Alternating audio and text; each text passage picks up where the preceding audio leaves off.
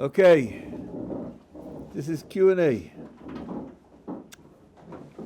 Who's up? Yeah.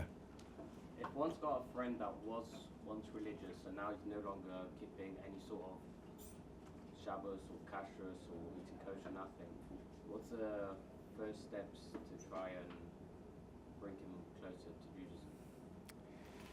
So he knows what religion is, he's been there, done that, he knows what a Shabbat meal feels like, he knows what a Jewish family is, but he's just straight from the path. Okay, let's examine the question a little bit. So he had a religious background and he's stepped out of it. What steps should be taken to start a process, to initiate a process of his coming back, especially since he's been there, done that, and therefore he understands it. But first of all, this is a psychological question. I can't dream that there would be one answer to the question. It's going to vary very, very much with the circumstances. And since you're a non-American, so then there's going to be a cultural gap in what I say. So I'm not going to talk about strategies of that kind. But I will tell you that I think you're assuming a little too much. He had the experience of living in his family and going to his school. Those experiences might not be typical. He may have been under a certain type of stress. Maybe he had a medical condition. Or maybe he had an unfortunate interaction with a particular person who victimized him, which isn't typical across the board. Been there, done that refers to his individual, unique history. It does not refer to knowing about a community. That's point number one. Now, I don't know, you didn't tell me how old this person is, but I once met a person who was 45 and who grew up in a religious home. And told me, listen, I'll listen to what you say, but I've been there, done that, and I know what I left. I know why I left it. I asked him, when did you step out? He said, when I was 19. So I said to him, what do you do? And he says, I have a business. Listen, I have a cousin. He's 21. He's finishing his junior year in college. And he's studying business. And he's pretty smart. Maybe you'd like to talk to him about your business. Maybe you can get some pointers and some suggestions. He said, are you kidding? I'm 45. I have an MBA from Wharton. And my business is in the millions. I'm going to learn something from a 21-year-old kid? I said, oh, sorry, I guess I should have taken that into account. But then let me ask you, you at 45 are still outside of Jewish observance because of your experiences when you were 19. So aren't you still listening to your 19-year-old self at 45? Have you rechecked it? Have you talked to people? Surely you know that there are religious Jews with PhDs in every academic subject. Some of them are even professors. Do you really think that the questions you had at 19 couldn't be answered by these people? So, been there, done that. Another qualification of been there, done that is, how old were you when you stopped exploring? And then realize that you have the been there, done that image of a 19-year-old or a 22-year-old, and you're older than that now. So that's also a reason to be skeptical of the been there, done that excuse. There are two types of I would say, personalities and experiences that I would say the main pressures for reconsidering one's lifestyle and eventually, in some cases, to become religious. And they're almost two opposites. One is where there's some kind of trauma, some kind of tragedy, a parent dies, or a divorce, or a sickness, or suddenly losing money and having to change your lifestyle drastically, reducing your material possessions and resources drastically, where the child is, instead of having a comfortable, confident childhood, something happens to him and his life is severely upset, and that causes him to think about life, to think about what's going on, to question what's going on, to look for foundations, to look for explanations, whereas other people might not even raise that question. That's one type of motivation. And the other type of motivation is a person who's very successful, gets good educations, making good money, has friends, and thinks, is that all there is? There's a line in a book by one of the Huxleys, two British upper class, a man and a woman, and spent the night on the town. They come home at 3 in.morning, then let's say in their 20s, and one says to the other, what is there left to do? We've traveled the world, and we've tried drugs, and we've experimented with all the things we wanted to experiment with when we're 25. The other one says, let's go burn down a building. We haven't done that. So there is a sense of, I have it. I reach what everybody in my culture calls success, and I'm not satisfied. Is there anything more? So the one person is coming from pain and disruption, and the other person is coming from success. Those are two types of people who look to move elsewhere. One thing you'd have to ask about this person is, where is he holding in life? Sometimes neither is true, but if either is true, then that gives you a bridge to see how to deal with him. And if you get the response, which is a kind of knee-jerk, critical, skeptical response, yeah, that's right. Religion is a crutch for people who can't make it through life. They're afraid of being hurt, or they're afraid of death, or they're afraid of the uncertainty of life. And maybe for people who are weak in that way and crippled in that way, crutches are for people who are wicked, are crippled. But I'm healthy, I'm strong, and I'm fine, and I have nothing to. So I don't need religion. Right? One thing to say back to such a person is, how would you feel about spending some time 3 times a day examining your actions to see whether they're good or bad, and whether you could make them better? Do you do that? You don't do that, do you? What kinds of self-limitations do you accept upon yourself? Do you eat only a healthy diet? Do you exercise regularly? No? Why not? Maybe your atheism is your crutch to live a life without reflection, without self-criticism, without goals. I saw the title of a movie. I don't look at movies, but I saw the title of a movie, Thy Neighbor's Wife. Oh. And how do you feel about that? Priding yourself in your atheism. See no problem with that, maybe? See no difficulty with that? You don't want to take that responsibility? Maybe your atheism is a crutch for your fear of self-examination and for the ability to avoid the responsibility for living a better life. The truth, of course, is that religion is a crutch for some, and atheism is a crutch for some, and for many religious people, religion is not a crutch, and I would say probably for many atheists, atheism is not a crutch. It varies with your psychology. There's no rule that the one is a crutch and the other isn't a crutch. That's just nonsense. At any rate, if you find out where he's holding psychologically, then you could know how to approach it. And those are the two that I'm aware of that I would say most commonly lead to this kind of exploration. Yeah.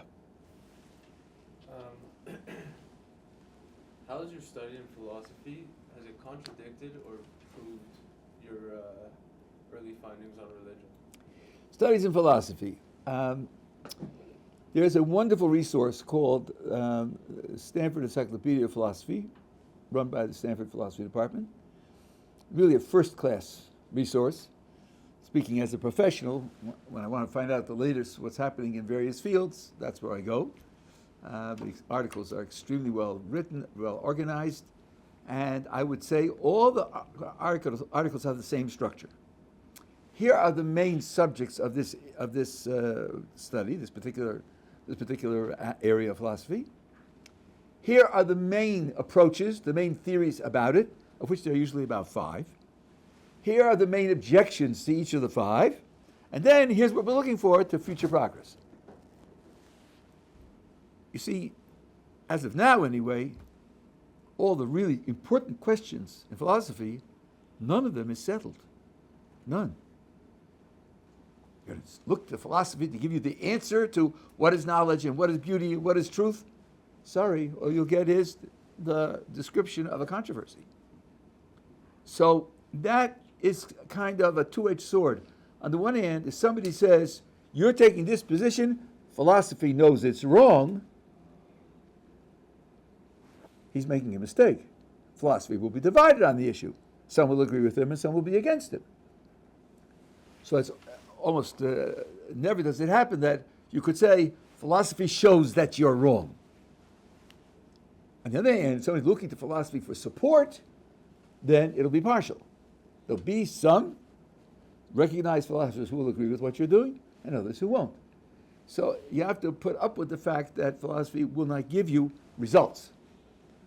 Now, then that means what the study of philosophy can do is broaden your mind. You can learn certain techniques. You can learn certain false moves, or at least moves that look false as of now, because they seem to be running against insuperable obstacles, although that can change. My study of philosophy gave me some tools, which I found very useful. It gave me the resources to explain certain things in Yiddishkeit, which I found difficult. And then I found that Jewish sources make use of these philosophical ideas also, but I wasn't competent enough in Jewish philosophy to be able to say that. It gives me the ability to communicate, because I know some of what other people are thinking, because they come from the secular background. I know what the philosophers are saying, and a lot about certain areas of science also, something about mathematics, so I have some resources that enable me to communicate. But there are also tremendous challenges. My particular area in philosophy was philosophy of mathematics. Doing philosophy of mathematics, similar to doing mathematics, you like to start with a few principles that are so clear and obvious that they function as axioms that can be accepted without further worry or further need for proof or further need for support. And you want to start with as few concepts as possible, and then define all of the rest of your talk in terms of those few concepts. So you have a very narrow base, and you develop everything systematically out of that base. That's the axiomatic method, which goes back to Euclid in geometry, and that's become universal. I started learning Gemara. Gemara isn't like that at all. It isn't like that at all. I remember vividly one experience that I had. This is when I was a graduate student in Boston. I was going to a shiur given by a professor of mathematics at Harvard. His name was Sternberg. He was an absolute genius. He was the youngest full professor at Harvard in their history at that time. He was giving a shiur, and he was using a pair of concepts. For those who know, Yisachefsi, Yisachavra, he was using them in his discussion. So at a certain point, I raised my hand and said, could you please define those concepts? Tell me what they mean. And he said, no, and kept going. I thought, what? What do you mean you keep going? Without defining them? I mean, so how do you know what you're talking about? It took me 5 years to get over that. That response that I gave then was wrong. If you're dealing in empirical science, definitions come at the end. What is mass? The definition of mass has changed over the centuries because it's very difficult to answer. You start with certain types of observations, certain types of experiments. You start with limited theories that are supposed to explain how they work. And as you go along, you look for your commitment. Well, if this is this observation, and this is the way I explain it, so what am I using as mass to do the job? Now, how would that work in this case, where I have this experiment, and this thing to explain it? Would the same concept of mass work over here? No? Well, then I've got to redefine mass, because I want to cover both of them. All the way through, you're redefining the basic concepts. You don't start with the basic concepts given. It's part of your exploration and your discovery what the basic concepts are. The move from Aristotle to Newton changed the basic concepts of science. What is mass? What is energy? What is inertia? So the study of a Gemara is much more like theoretical empirical science than it is like mathematics. But I was trained in mathematics. So I had to, I wouldn't say overcome, but I had to be able to supplement my training in mathematics with a different methodology, which was relevant to Gemara, which was much more like. Aristotle said this 2,300 years ago, different subjects have different methods. There's no one method that enables you to understand everything. I'll give you one illustration of this, and we'll go on to the next question, because I can go on for this for hours. Somebody says, I believe in the scientific method. Scientific method is the only way to really understand the world, the only way to get results that you can know and that you can give credibility to, and anything else is subjective and it's prejudiced and it's has no validity. Okay, scientific method. What's that? So here's what they say. Oh, this is dreadfully oversimplified, but this is what they say. Well, you see something happening in the world, the aurora borealis, or the fact that water freezes, which isn't understood as of today. You can look it up. Water freezes, or other things happen, and you ask, why do they happen?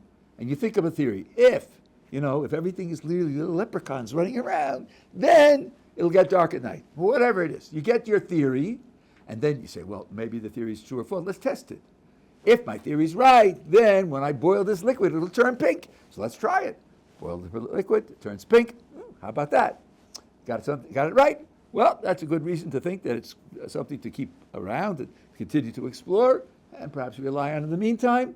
That's how it goes. And then, of course, if the theory says if you bang this with a hammer, it'll crumble, and what happens when you bang it with a hammer is that the hammer breaks. Oh, gee, the theory got it wrong. Okay, then look for another theory. That's the picture that they'll give you as to how the scientific method works. Fine. Okay, now I want to ask you. You know what a prime number is? How many primes are there? Oh, it's my favorite proof ever. Infinite, right? There's no limit to the primes. How do we know there's no limit to the primes? Did we have observations and then think up theories to explain the observations and then make predictions and test them with observations? Is that how we know there's infinity of primes? No, it isn't. We have a mathematical proof. It's the most beautiful proof in math. That's right. And that's when ancient Greeks did it, right?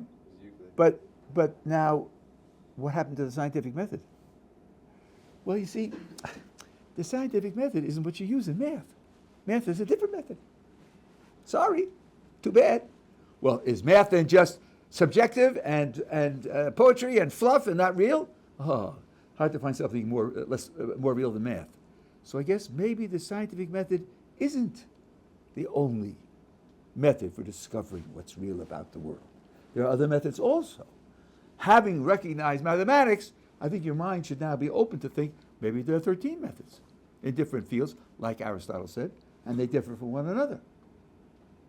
Some people, like Ernst Mayr, who was a professor of evolutionary biology, points out, and others agree to, others say it as well, that even in the physical world, there are experimental sciences and there are historical sciences. Experimental sciences where you say something will happen when you set up certain conditions, and you can set them up and you test them and you observe them. But let's take the theory of evolution. No one has ever produced the production of a new species.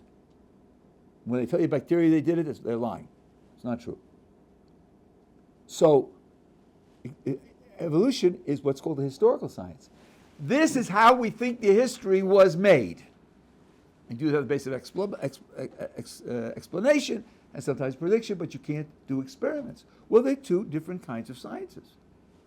And I think the natural intuition is that experimental sciences are much more solid than historical sciences because you can do the experiments and you can check. So even they're not using exactly the same method. So one has to be open-minded about the ways in which we examine the world to be able to come to understanding the world and not be prejudiced about it. Okay, yeah. It's not really on the note of the other questions, but I've been curious, like, what makes, I guess, a rabbi, like an orthodox Jewish person, like, want to sort of dedicate themselves to kiruv. What do you think is sort of, I wonder if there's like a character trait or like a type of experience that someone's had that makes them more or less kind of propelled to be involved in kiruv? Well, again, as a psychological question, I don't think there's one answer to the question. I think there's a variety of answers. I think for many people, many people who become Baalei Tshuva, who develop their commitment to Judaism at a, shall I say, mature age, is 19 mature? We could debate that. They feel that they found something very precious. And a certain natural sympathy with other people makes you want to benefit them, that they too should have something very precious. David Hume wrote about this, and I haven't seen him quoted much about it, but I think it's quite important.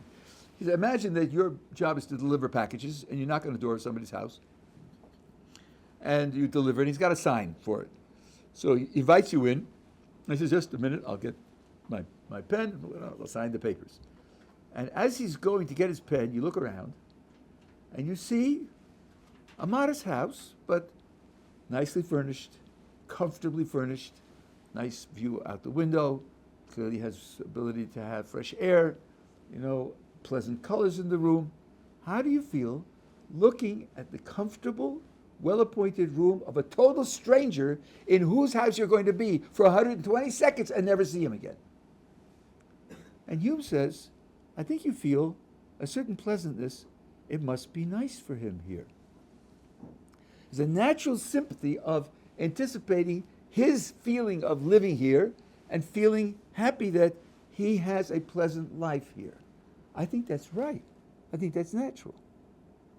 Now let's suppose that you see someone who's doing something which is self-injurious, self-destructive, because he believes something wrong, or because he's under the influence of certain bad friends and so forth and so on. You look at him and say, what a shame. What a shame. I don't know him. If I talked to him, he wouldn't listen to me, but what a shame that he's under those influences and he's suffering like that. Because again, we have a natural sympathy for other people's lives. Now, if I think I know where I was 4 years ago, and I know what I've done in the last 4 years, and I think I'm much better off now. I'm much better off now. I have a much better life. And you see a lot of people around you, especially people whom you know, sometimes people whom you love, who don't have what you have. I think there's a natural feeling of pain for them. And even if they look happy, you say they don't know what they're missing. And this, I think, is a very important idea. Many years ago, gosh, I guess it was 40 years ago, I was in Cape Town, South Africa, talking to a high school class. And one of the boys there said to me, Rabbi, what are you going to do? You're going to sell me heaven so that I should be religious. I live in Cape Town. I have the mountain. I have the sea. I have the beach. I have heaven right here. They say that in Cape Town in the summertime, there's only one question. When to turn over? Because you're at the beach and you're getting a suntan. When should you turn over? Now or later? That's all. Not climbing the Alps, not living at Beethoven, not reading Shakespeare. Just when to turn over when you're at the beach. That's all there is. Because that's all you need. Because you're totally happy that way. It was a good question. I didn't have an answer on the spot. I thought about it for a while. I think this is the answer. In the First World War in the United States of America, there was a song. And one of the lines in the song was, how are you going to keep them down on the farm after they've seen Paris? Meaning, you got a guy who's is producing corn in Iowa. In all directions for 500 miles, it's corn. That's all. He could be happy. He could be happy, satisfied, pleasant. But when he is a soldier, he goes to Europe and he sees Paris, he'll never be happy there anymore. He's happy because he doesn't know the alternative. So what I should have said to him was, you're happy because you've always been living in Cape Town and you've always had the when to turn over attitude. I challenge you, come to Jerusalem, spend 3 months with us and see whether then when to turn over on the beach in Cape Town is enough for you, or whether that opens up your eyes to alternatives which would be more fulfilling than just turning over on the beach. So that's another thing to say to a person is where you are seems satisfactory to you, but there are other alternatives which you haven't explored. And if you'll say, as one person, when I made this point to someone, he said, but you don't do that for your children. You don't invite your children to experience other ways of life and other environments and other patterns of behavior, so as that for them to have alternatives available to them. I said, you're right, but that's because our criteria are not the same. Your criterion is happiness. You're claiming you're already happy, and therefore you don't have to move. I'm saying that by virtue of your criterion of happiness, maybe you're not getting all the happiness that you could have. My criterion for life isn't happiness. My criterion for life is truth. I have good reason to think that I have the truth. And just as I would not take a medical student at Harvard Med and tell him, go to the South Seas and look at voodoo medicine so he'll have a broader view of medicine. No, he doesn't have to do that. Because actually, Harvard Med, although Harvard Med has its problems, as you very well know, especially if they climb on the Fauci bandwagon, but it's certainly better than the voodoo medicine that they have in the South Seas. So here too, since my criterion is truth, I don't have to expose my children to all the possible variations of the world, because I know too much about them to make them candidates for the truth. At any rate, that's, I think, the way to see that the person can't be just taken for granted when he says, I'm satisfied with what I have. Yeah, who's up? Yeah. You mentioned the Fauci bandwagon. Can you say more about that? Or explain what your position on that is? Okay, I'm not a physical scientist, but I'm reading those who are expert in the subject, and from what he said and the covered up emails, and what he just said now in Congress. Where did the 6 feet separation rule come from? I don't really remember. What? You were setting the standards for the world. You don't remember? Yeah, I can't remember where it came from. Well, tell us, what kind of research could be done to verify or falsify such a thing? And he said, the truth is, I can't imagine the kind of research that would really support it. You can't imagine what research would support it, and yet it became the standard for the whole world. Hello? Where are you coming from? What are you? What are you? You don't remember what happened 2 years ago? One of the world's leading administrations of science? So the guy is really hopeless, and it's just like the whole political system. They made a point now. You've certainly heard about the debate. A week ago, the last 6 months, the Republicans have been circulating video clips of Biden's inability to think straight, or to talk straight. You know how it's been classified. The White House said over and over again, cheap fakes. The New York Times said they doctored the videos to make them look like that. Or they put seconds together to make it look like that. Well, now you saw that's not true. But what were they doing when they said it was cheap fakes? What were they doing when they said they doctored the videos? Some of these people live with him day and night. They know what he is, and they knew what he is. They were just boldly lying to the world. So the Republicans said, we will now accept your apology for lying about it. They're not likely to get one. But this is the environment in which we live. I want to make one more remark. Since we're talking about this, I think there's a piece of distance that's necessary to understand things well. People say things. Politicians say things. And the press analyzes, what did he mean by this? Or what will he do next? And so forth and so on. What they're not taking into account is sometimes people say things to create a certain effect. And they don't have to be true. I think a certain amount of the fighting between the United States and Israel, and they're selling us out, and his lying about it, and so forth and so on, is so that to keep the anti-Jewish forces a little bit further at bay, because they can't argue that the American administration is in the pocket of the Jews. Because look at this. The Jews are yelling at him, and the Jews are upset with him. So then he isn't really just one of them. And they, behind closed doors, they can laugh about it. Yeah, you insult me tomorrow, and I'll insult you in 3 days, and therefore we'll keep this picture going. I don't think we should be so serious about thinking about what they say and what they mean. And the big area of the last several years about it is when the Arab states threaten something. I don't know if you remember, this was like 5 years ago, when Trump moved the embassy from Tel Aviv to Jerusalem. The predictions were World War III. Do you know what happened when he moved the embassy? Nothing! Not one rock was thrown at an automobile. Nothing at all. Zero! They didn't feel like World War III. And then, you're going to go into Gaza, they'll attack from Iran and Iraq, and you'll be able to... No, we went into Gaza, it didn't happen. You can't go into a hospital. You can't go into a hospital after a terrorist. Yeah, we went into the hospital, we killed 800 terrorists, and then we went back several months later and they went back into the hospital. You can't go into Rafah. Rafah's on the border with Egypt. Egypt will cancel its treaty with Israel. Egypt didn't cancel the treaty with Israel, and they're into Rafah, and they killed 1,000 terrorists in Rafah. Don't take these guys so seriously. Soleimani was killed in 2020, the great general of the Iranians. We will crush America. We will exact devastating vengeance for America at a time and place of our choosing. Well, that was 2020, guys. Anybody remember Soleimani? They talk with the most. Iran just said it now in the United Nations. If Israel attacks Lebanon, there'll be a war of obliteration.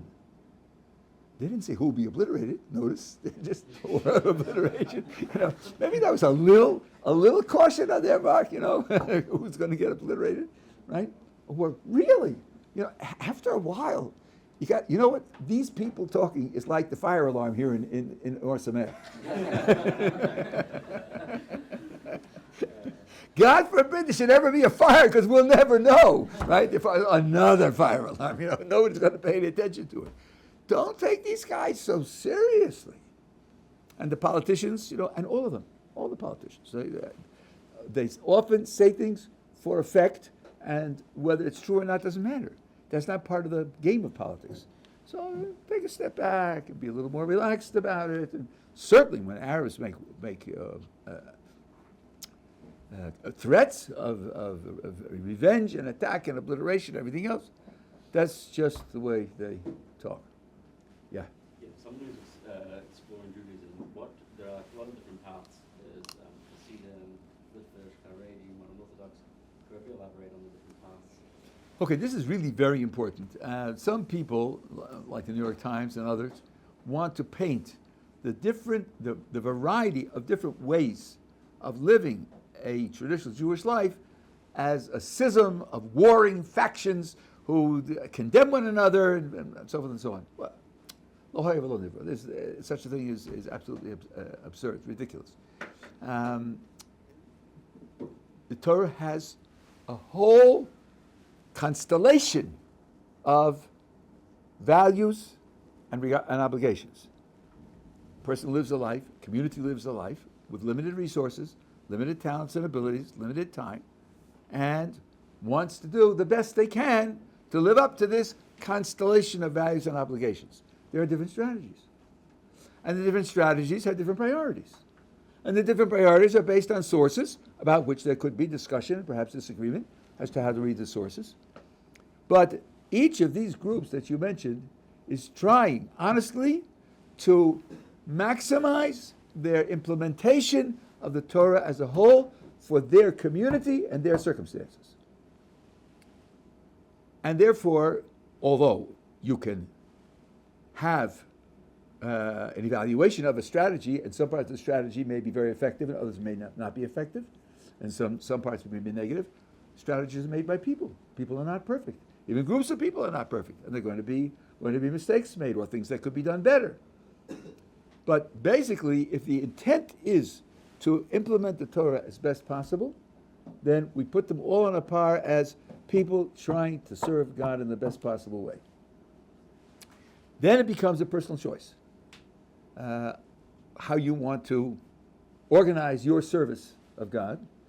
And here, by the way, I have to tell you something which I think is not so well known. You have no obligation to follow the style or the custom of your parents. There's no such obligation. Indeed, the Talmud talks about a person or a family that moves from city to city. If they move to a different city, they accept the laws and customs of the new city, because you can't separate yourself from the community. Those days, it wasn't like today where each city has 25 communities, but it's community to community. So someone, let's say, who grew up in a Hasidic household and is drawn to the Lithuanian yeshiva style, and I have two sons of that type, there's absolutely nothing wrong with the fact they don't follow my particular orientation in serving the Kodesh Baruch Hu. There's nothing wrong with that. So I think you have to look at these as options, and people, I anyway encourage people to have a broad experience, to see, while you're here anyway, you go out for a Shabbos meal, to see how different sorts of people in different orientations live and practice the Torah, and to find where you gravitate to. Rav Scheinberg was one of the great religious authorities in Jerusalem until he was nifter some years ago. He was an American, great American Rav. And we had two incidents here in Ohr Somayach with him. One was a boy who grew up in Texas and who was, I think he became religious through Ohr Somayach. And he came here and he was learning, but he felt that he needed more. He felt that he needed a certain type of spiritual expression that he didn't find here. Others do find it. He didn't find it here. So he did some genealogical research. He found out that his grandfather came from a Hasidic area in Russia. He went to Rav Scheinberg and said, is it appropriate for me to follow my grandfather's way and look for supplementing my studies in Ohr Somayach with a Hasidic identity? And he said, yes. Then there was another boy here. This boy came from Montreal. He's part of the Sephardi community in Montreal. His father moved from Morocco to Montreal, and his grandfather moved from Poland to Morocco. So his grandfather came from a Hasidic source. So he found out about these matters and went to Rav Scheinberg and said, since my grandfather was Hasidic, should I become Hasidic? And Rav Scheinberg said, no. You're a member of the Sephardi community, you're happy there, you have friends there, you have a Rav there, remain with it. So two boys with the same heritage, and one he said, yes, you should go back, and the other said, no. Because there's no legal reason why you have to do what your grandfather did. In the one case, it was important for his identity to do it. In the other case, it was important for his identity not to do it. So this is the idea that the communities are there. They are like a field of resources, and a person should find his place as best he can. Some relate this to the idea that originally there were 12 tribes. The Arizal, the greatest Jewish mystic in the last 500 years, said that each tribe had its own siddur, had its own order of prayer. That means their way of communicating with the Creator and relating to the Creator was different. Yes, they were different. They had different character. And all of them were what we call Shiftei Ka, the tribes who are dedicated to a Kodesh Baruch Hu. All of them were accepted in what they were doing. So the different communities today is something of a reflection of the idea of the different tribes that once existed. Yeah. What is you said, just continuing on that question and the idea, and you said, you should try to get out for a Shabbos meal and experience it. Do you have any other recommendations for how to experience those other sects? More so because they have not only do they have different traditions in a sense, but they also have very different teaching styles. Different teaching styles? Gee, as far as I know, they all use the yeshiva system, all of them. The yeshiva system is, I think, universal, and it is an extremely powerful teaching methodology. Rav Mendel Weinbach, who was one of the founders of Ohr Somayach, did a degree in one of the universities in New York in education, and he wrote a thesis on what Jewish education is like. And his professor said to him, "You're so far ahead of us, we wouldn't even know how to change gradually to become what you are." The idea of the chavrusa system, where you sit with another person and you explain and he asks, and you discuss and debate, argue back and forth. The fact that in most places there are people who are paid to stand in the study hall just to answer questions. So you have a question, you don't make an appointment with a graduate student for 3 weeks from now. You walk over and you get an answer. The fact that you can ask for help from anybody else in the room because it's a community project, not an individual project. These elements increase your intellectual ability and your honesty. You know, if you're reading and explaining the text and you know the guy sitting across from you is just waiting for a mistake, just waiting for a mistake. So you think, let's see, I'm going to say A. What will he say if I say A? He's going to say B. I can't, no, that's going to be wrong. So I can't say A. You're already developing self-criticism to think out where the thing that you're saying is weak, because otherwise you're going to get criticism from him. Of course, tomorrow he's going to explain and you're going to criticize him. So it's definitely an equal affair. Now, sometimes if you look at a base medrash, this study hall, when I was here, first time I went to yeshiva, I went to Merkaz Rav Kook. My mother was a lawyer, and she came to visit me in the middle of the year. So I arranged for her to be able to observe the base medrash. Whew. She grew up in America as a lawyer. You ever been in a university library? If you breathe, they'll throw you out. It's too noisy. Right? It's got to be absolutely silent. And there the guys are talking, yelling, shouting, pounding the table, waving their fists. So she said to me, why do they hate each other so? So finally I looked at it through her eyes. That's what she saw. So I said, these people would die for one another. This is what it means when you're arguing about something that's really, really important. So you get excited. And maybe there's a Maharsha that says that maybe that isn't the highest level. Kines Sofrim Tar B'Chochma says the Maharsha, that's Sofrim, not Chachomim. That's for those who know, for the people who are listening to the tape.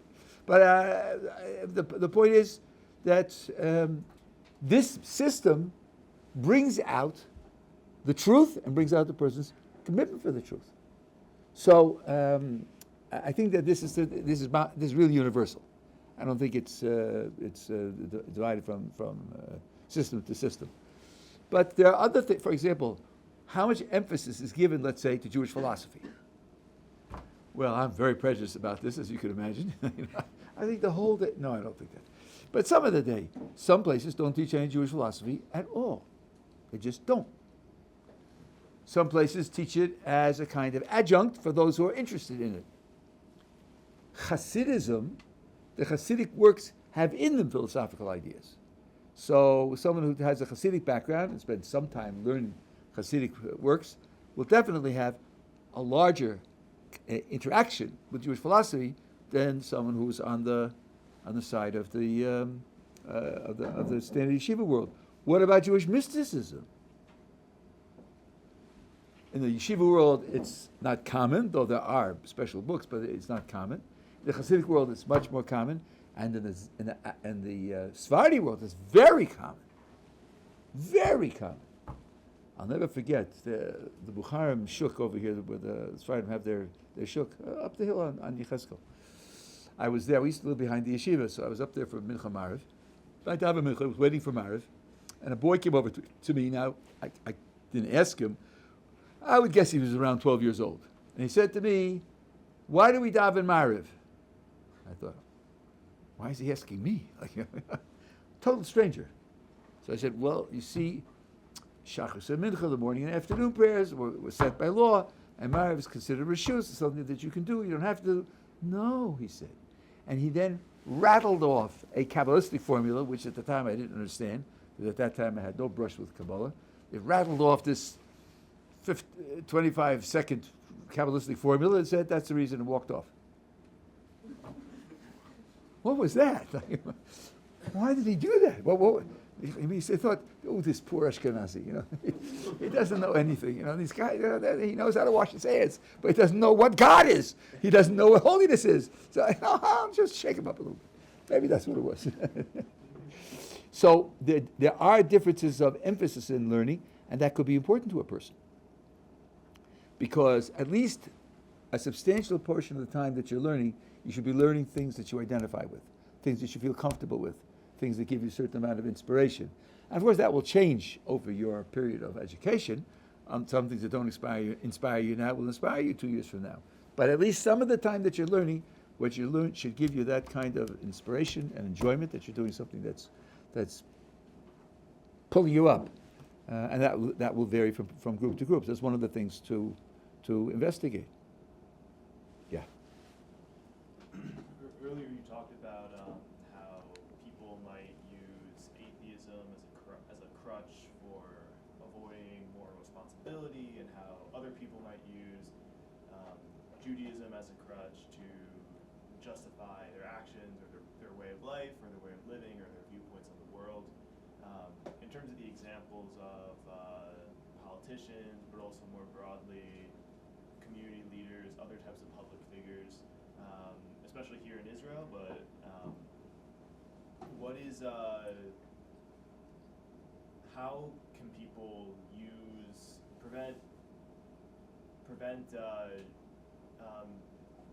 how can we prevent people from corrupting their Judaism to corrupt their own actions, and people saying, oh, I can, because Hashem is allowing this to happen, I can do this can happen. And in terms of, especially let's say in the field of politics, which is often, you see a lot of corruption, you see a lot of, mishandling of Jewish values. What is the best way for people to avoid that route through a Jewish lens? That's a very deep question, and at one point you wanted to include the whole world, and then you backed away from it. So I'm thinking, do we have a week to listen to talk straight to answer this question? So I think you're right to back off that a little bit. First of all, I wouldn't even dream of talking about the best way, as I've responded several times this afternoon. When you're talking about things that are really psychological, there's not going to be one best way. It's going to be different strokes for different folks. But I think you're right. I think there's a danger of corruption. There's a danger of corruption in everything that you do and everything that you believe. There's always a danger of confirmation bias, which is one of the fallacies that they talk about. You only pay attention to the evidence that supports what you already believe, and you don't pay attention to the evidence that you don't believe. And these biases are very subtle and very difficult to expunge. There was a fellow, maybe some of you know of him, Daniel Kahneman, who was an Israeli economist who worked in behavioral economics. He put out a book, Thinking Fast, Thinking Slow. He won the Nobel Prize. And he described various fallacies in thinking in the book. And later, he discovered that he himself had committed one of the fallacies that he describes in his book, and therefore one of the positions he took in the book was wrong. Man, if a Nobel Prize winner who specializes in exposing fallacies can be guilty of his own fallacy, that makes it a pretty hard study. Right? He wrote a long blog on this. You can look it up, where he described the mistake that he made and why he made it, and why the thing that he thought was wrong, whether he thought was right, whether it turned out to be wrong. So it's very difficult. One very, very useful procedure for helping to guard against this is what I mentioned before, is the chavrusa method. Talk it over with other people. Other people come from different backgrounds. Other people aren't personally involved as you are, so they don't have your personal stake in its coming out one way or another. And when you bounce your ideas off another person, very often the person could say, well, that's only because of where you are. If you were standing someplace else, you wouldn't see it that way. People have different background of experience. That I think is an extremely valuable way to try to prevent this. And the second thing is not only other people, let's say peers, and I think peers are very important, but also there are people who are famous for their scholarship and their piety, and they can give you angles on what you're doing that you won't think of. That was yesterday when I told you about the opera critic. Yeah, so my friend who was teaching this fellow is Torah scholar. He's well trained in Torah. He knew that law. He just didn't think of it. Oh, he's he's an opera critic. He'll listen to women sing, but he's been thinking about his profession. He just didn't think of it. And he goes to this great Torah authority, and the great Torah authority says, I'll give you an example that happened to my Rebbetzin. This is let me just show you how it happens. This happened many years ago. There was some woman whom she knew, and this woman had certain emotional problems. And she made a project of her to help her and service her and make things go for her and so on and so on. And she did, and it was over years they had this relationship. One year, about 2 weeks before Pesach, this woman called up and said, I'd like to spend the Seder with you and your family. Oh. Well, she was going to have some of her members. This woman was a hypochondriac. She was always afraid that disease is coming in the door. Got to tape the windows closed. I mean, she was really someone who needs a lot of help. And she thought to herself, how am I going to have this at the Seder? I mean, maybe I have it for Shabbos and so on, but the Seder, it's going to be impossible.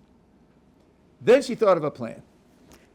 She called up a hotel and made a reservation for this woman at the hotel for the first day of Pesach. And she calls up the woman and says, listen, I want you to know that I won a lottery.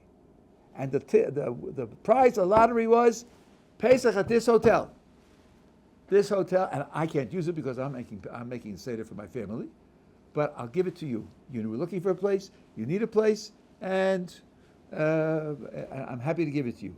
And the woman accepted it. Accepted it. So my wife thought, wow, Baruch Hashem, she's satisfied. Of course, my wife paid for it, but so what? She wouldn't have taken it if it was a gift, but if for nothing, she took it. Fine. 2 days before Pesach, the woman calls up and said, I changed my mind. I decided I don't want to be in a hotel. I want to come to you. Wow. 2 days before Pesach, the whole family's coming. She's going to come to her. She didn't know what to do, and she was in despair. She called up a Rav, told the story to the Rav. The Rav said, are you a believing Jew? She said, yes. Why do you ask? He said, well, do you think you're running the world? No, actually, I don't think I'm not running the world.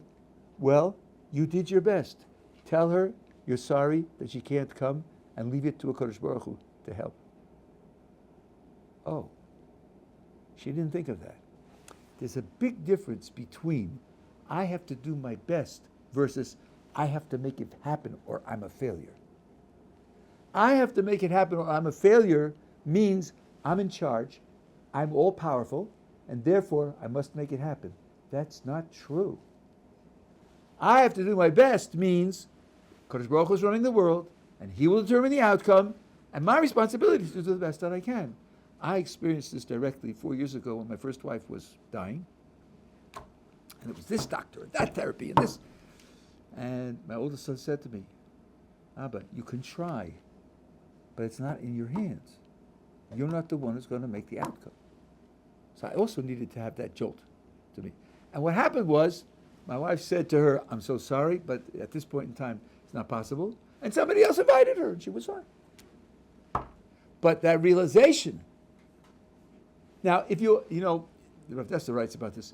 If you ask me on a philosophy test, are you running the world or is God running the world? I know the right answer.